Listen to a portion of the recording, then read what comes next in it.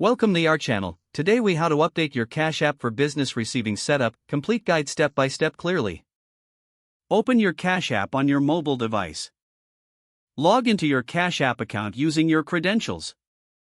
Once logged in, navigate to the profile icon in the upper right corner of the screen. Tap on the profile icon to access your account settings. Scroll down until you find the business section.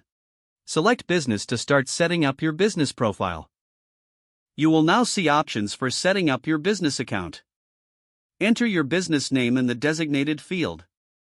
Provide your business type for better customization of cash flow options. Add your business address to ensure accurate transactions.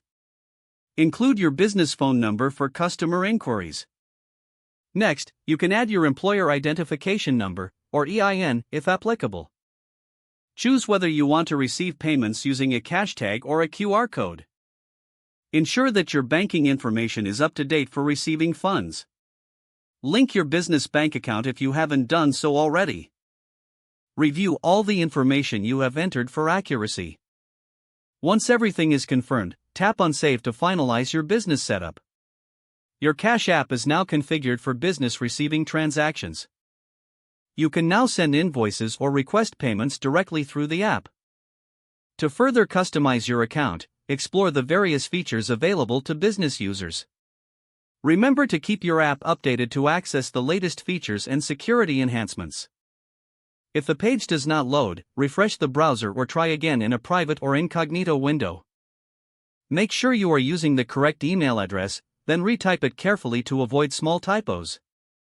If your password is not accepted, use the reset option and create a new strong password you can remember.